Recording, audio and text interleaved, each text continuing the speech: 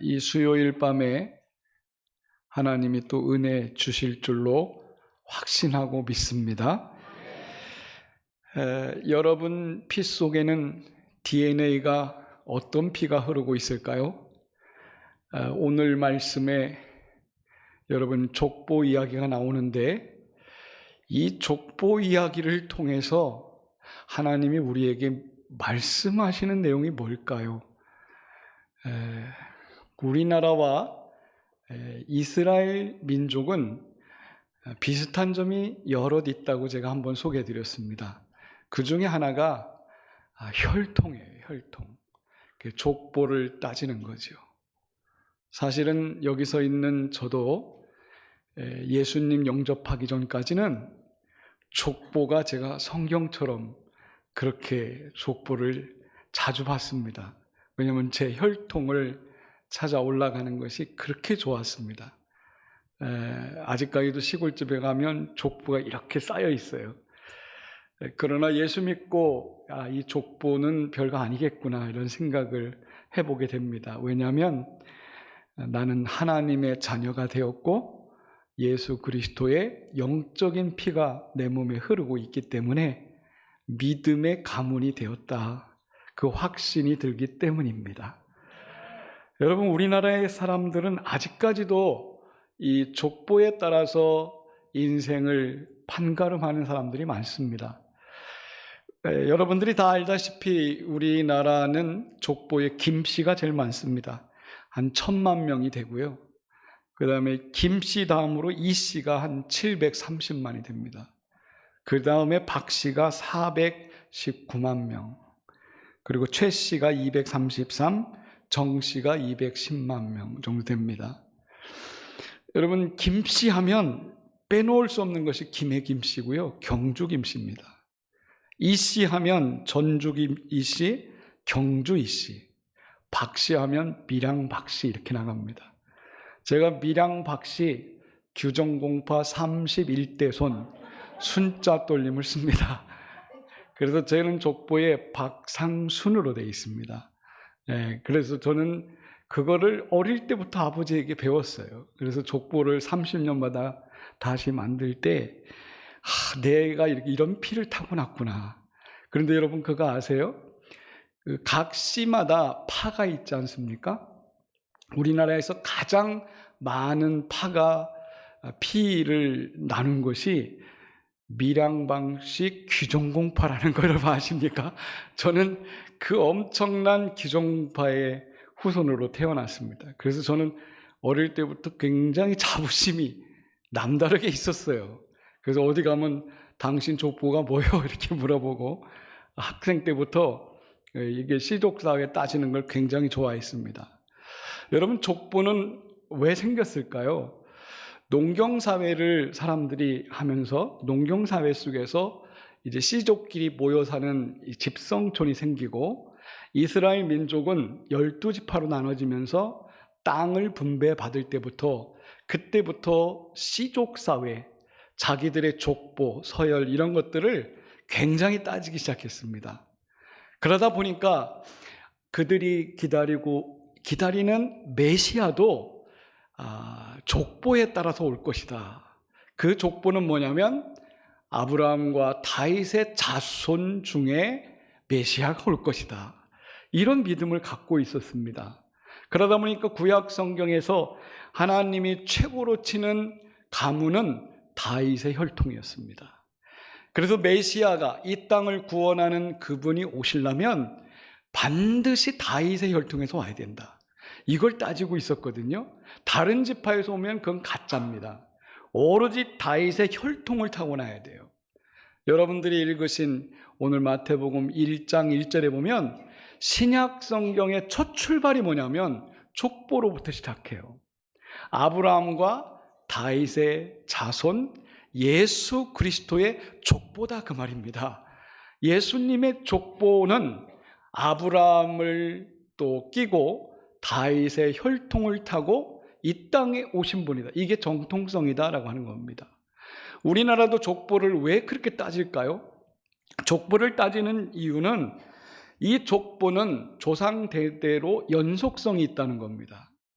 올라가면 올라갈수록 자기 그 씨가 처음으로 이렇게 거슬러 올라간다는 연속성 때문에 족보가 중요하고요. 두 번째는 이 족보는 역사에 실제로 있었다라고 하는 것을 증명하는 것입니다.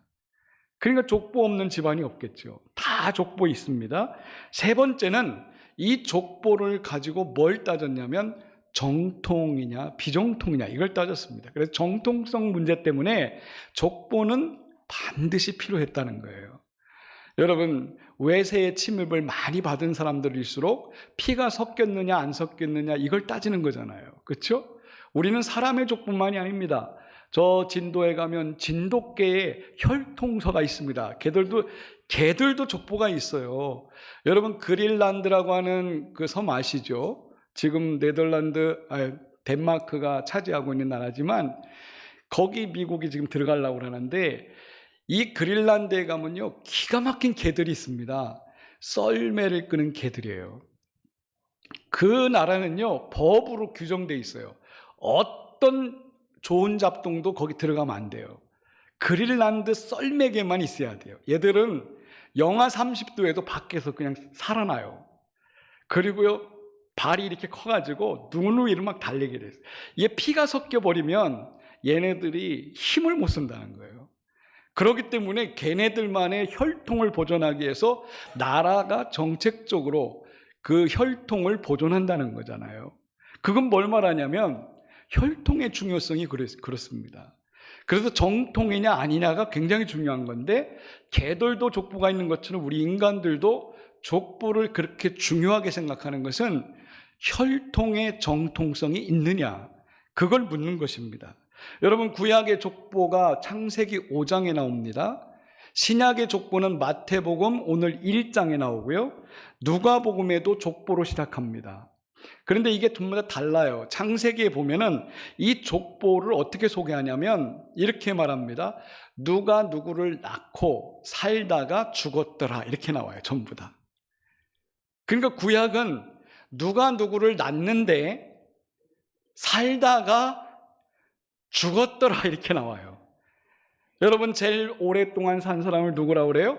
무두셀라라고 하는데, 이 무두셀라는 놀라지 마세요. 969살까지 살았대요. 예. 안 믿겨져요? 그때는 그렇게 살 수밖에 없는 기후 조건이 됐습니다. 969살까지 살았지만 그는 어떻게 됐다고요? 죽었다는 거예요. 이게 무슨 말입니까? 구약에서 소개하는 족보는 태어났다, 살다가 죽었다. 이거는 죄를 진 사람들이 죽을 수밖에 없는 존재라는 것을 구약에서는 그렇게 소개합니다. 그런데 신약 성경으로 와봅시다. 오늘 우리가 여러분들이 읽으신 1장에도 보면 죽었다는 얘기 있을까요? 없을까요? 죽었다는 얘기가 없어요. 그냥 계속 낳기만 한 거예요. 낳다. 여러분, 왜 그럴까요? 예수님이 족보의 종교를 지었습니다. 아브라함과 다윗의 자손 예수 그리스도의 족보 딱 소개하면서 낳고 그 다음에 죽음은 예수님이 이 땅에 오셔서 우리에게 영원성을 부여하신 것입니다. 그래서 예수 믿는 사람은 죽음이 두렵지 않은 거죠. 구약은 죄를 진 사람은 반드시 죽을 수밖에 없었다. 아무리 생명이 900살 넘게 살았어도 그 사람은 반드시 죽었다. 그런데 신약에는 예수님을 믿는 누구든 예수 안에서 새로 태어나면 영원한 생명을 얻는다라고 하는 사실을 오늘 우리에게 보여주고 있습니다. 따라서 여러분, 예수 믿는 사람은 영생 얻는 줄로 믿으십니까? 예.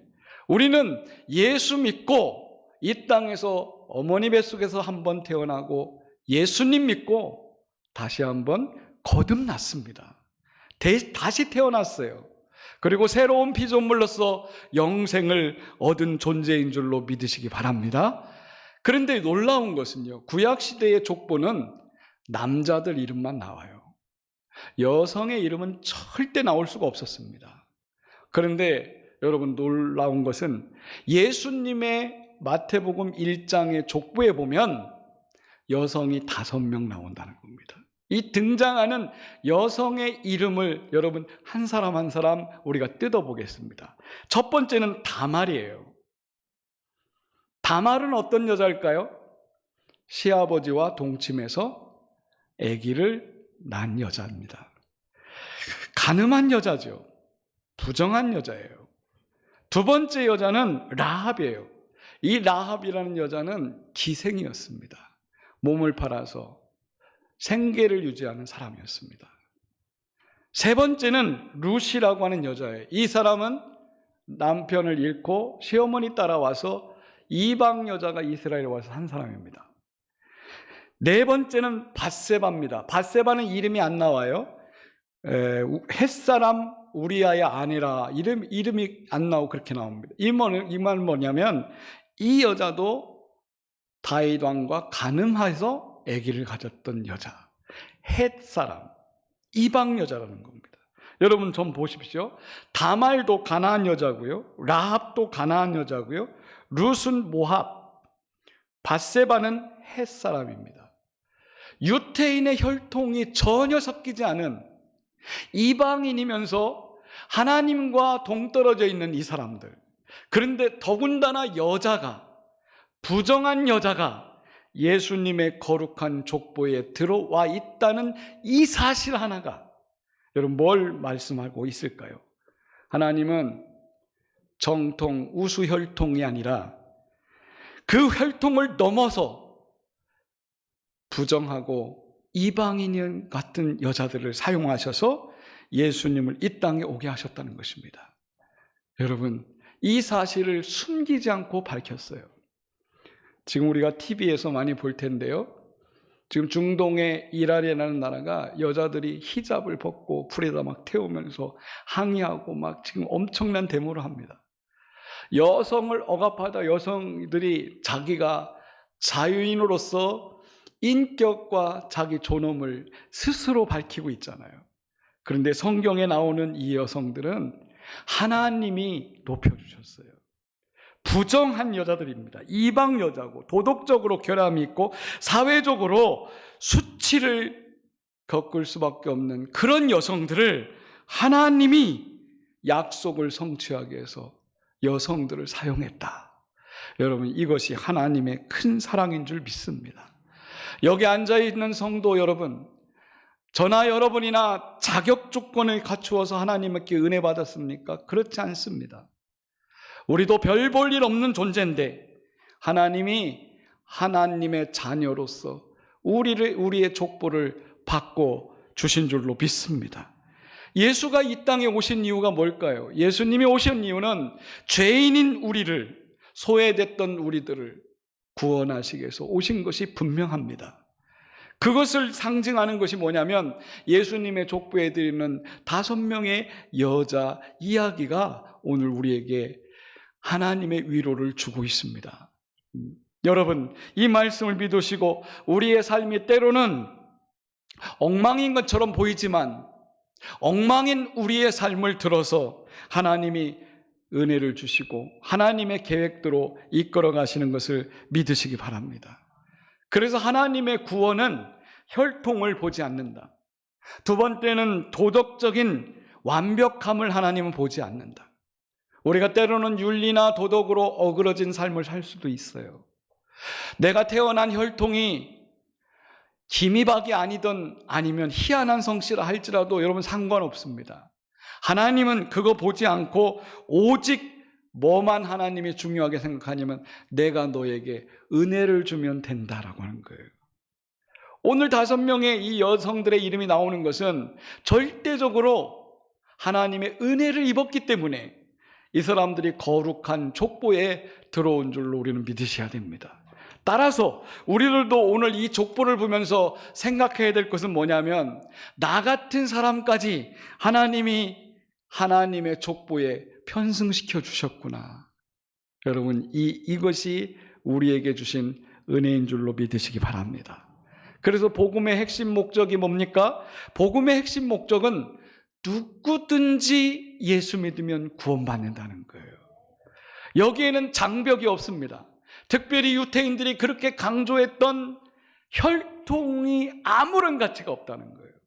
요한복음 1장 12절에 영접하는 자 곧 그 이름을 믿는 자들에게는 하나님의 자녀가 되는 권세를 주셨으니 이는 혈통으로나 육정으로나 사람의 뜻으로 하지 않고 하나님께로부터 난 자들이다.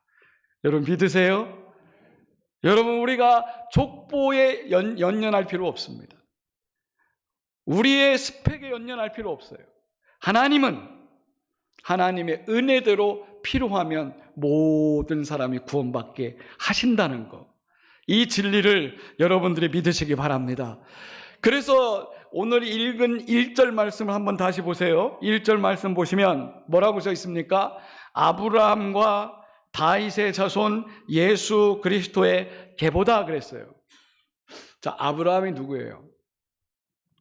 아브라함 이름 뜻이 뭡니까? 열국의 아버지라는 뜻이에요. 아브라함이 이름이 개명됐습니다. 원래 이름은 뭐죠? 아브람입니다. 한 가정의 아버지다 그 뜻이고요. 아브라함이라고 바꾼 것은 만국의 아버지시다. 그래서 아브라함에게 하나님이 약속한 건 뭡니까? 너에게 땅을 주고 네 자손들이 창성할 거다. 자손을 주겠다는 거예요. 그러면서 하나님이 창세기 15장에서 아브라함에게 복을 주시는데 무슨 복을 주십니까? 네가 만복의 근원이 될 것이다. 복의 근원이 될 것이래요. 누구에게? 만백성에게. 이미 하나님은 구약 아브라함을 부르실 때부터 모든 사람에게 복 주실 계획을 세우고 있었다는 겁니다. 따라서 여러분, 우리도 아브라함의 피를 이어받은 영적인 후손인 줄 믿으셔야 돼요. 그래야지 우리에게 아브라함에게 주신 약속, 그 복이 나에게도 동일하게 적용되는 것입니다. 두 번째는 다윗은 누굽니까? 다윗에게 약속한 것은 하나님과 다윗이 영원성을 약속했습니다. 너의 왕위는 영원히 멸망하지 않을 것이다. 이걸 합쳐보면 하나님이 아브라함에게 약속한 그 복이 영원히 모든 사람에게 지속된다는 거예요. 그것을 완벽하게 이루신 분이 누구냐? 예수 그리스도다. 그 예수님을 믿는 사람들은 아브라함에게 주셨던 약속, 다윗에게 주셨던 약속이 예수 그리스도를 통해서 완벽하게 이루어졌기 때문에 예수 그리스도를 믿는 사람들은 항상 복받은 사람인 줄 믿으시기 바랍니다. 그것이 족보에서 말하고자 하는 것입니다. 오늘 여러분들은 김씨든 이씨든 박씨든 이거 그렇게 중요하지 않아요. 어떤 족보든 하나님 안에서는 다 은혜의 공동체가 되었고 하나님의 자녀가 된 줄로 믿습니다. 그런 의미에서 여러분, 이 족보를 읽을 때마다 나까지도 이 계보에 들어가 있구나, 믿음의 혈통이 됐구나, 이것은 수천 년 흘러오면서 하나님이 약속한 것을 신실하게 이루어 주셨기 때문에 이 족보는 은혜의 선언문이라고 말할 수 있습니다. 오늘 우리는 은혜의 선언문을 읽었습니다. 그 은혜의 마지막 마침표를 예수 그리스도께서 딱 찍으시고 그 다음부터는 족보가 없어요. 모든 사람들이 주님 앞에 들어오면 다 하나님의 자녀가 되고 하늘 백성이 된 줄로 믿습니다. 이제 마무리를 하면서 오늘 족보의 이야기에서 우리가 얻을 수 있는 것은 하나님은 죽음의 역사에서 생명의 역사로 완전히 바꿔놓으셨다. 그 바꾸는 전환점이 누구 때냐? 예수 그리스도 때다라는 거예요. 족보에서 그거를 말해주고 있습니다. 그래서 여러분은 생명의 족보에 올랐기 때문에 여러분의 정체성이 완전히 달라졌다는 것을 여러분 굳게 믿으셔야 됩니다. 나의 정체성은 하나님의 백성, 하나님의 자녀다. 이 한 가지만 가져도 여러분들은 오늘 이 밤에 은혜를 받은 줄로 믿습니다. 이제 끝으로 오늘 핵심 메시지를 한번 다시 요약해 보겠습니다. 예수 그리스도가 이 땅에 오신 것은 분명히 메시아로 와야 되는데 그 메시아로 와야 되는 루트가 뭐냐면 아브라함과 다윗의 자손에서 와야 된다는 거예요. 그거를 완전히 이루어 주신 분이 우리 예수님 밖에는 없다는 것입니다. 다윗의 혈통에서 다윗의 동네 베들레헴에서 태어났고 그곳에서 하나님의 사역을 시작한 것. 이 한 가지로 벌써 예수님은 구약에 예언한 메시아다라고 하는 것이고요. 두 번째는 하나님의 은혜는 모든 사람들을 포용하고 있다. 그 중에서 특별히 이방인, 여인들, 부정한 사람, 도덕적으로 문란한 사람, 윤리적으로 어그러진 사람, 이 모든 사람들을 다 품는 것이 이 족보 안에 다 들어와 있다. 따라서 여러분들도 새 생명 얻었다고 하는 그 자체 하나는 나 같은 존재도 하나님이 다 포용해 주신다. 암탉이 제 새끼들을 품듯이 우리 하나님이 우리를 품어주셨다라고 하는 그것에 여러분 은혜 되시기를 바랍니다. 마지막 세 번째는 자기 백성을 죄에서 완벽하게 구원해 주시기 위해서 예수님은 이 땅에 육신을 입고 오셨다. 왜? 구약의 약속들을 성취하기 위해서다. 오늘 우리는 족보 이야기를 통해서 단순하게 이 족보가 왜 여기 마태복음 신약성경 첫머리에 나오는 걸까? 우리는 그런 의구심을 품을 수 있지만 이 족보는 너무나 중요하기 때문에 이 족보 속에 우리도 다 들어가는 존재가 되었다는 것을 하나님이 오늘 여러분들에게 주시고 있습니다. 이 말씀에 여러분 은혜 받고 돌아가시기를 축복합니다. 기도하겠습니다.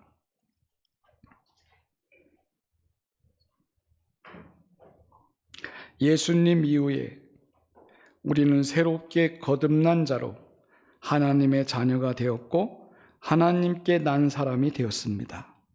우리는 성경에 기록된 모든 족보의 마지막인 예수 안에서 복받은 존재, 영원한 영생을 얻은 존재가 된 줄로 믿습니다. 신약 성경을 시작하며 족보 이야기를 우리에게 들려주시는 것은 하나님께 속한 족보가 완전한 족보임을 우리에게 말씀해 주시고 있습니다. 하나님, 우리가 주의 백성 된 것, 하나님의 자녀가 된 것, 하나님의 은혜로 된 것으로 믿고 감사합니다. 이 말씀 의지하여 주님 안에 속한 존재로 살아가게 하여 주시옵소서. 감사와 영광을 주님 앞에 돌려오며 예수님의 이름으로 기도드립니다. 아멘. 우리 찬송하시겠습니다.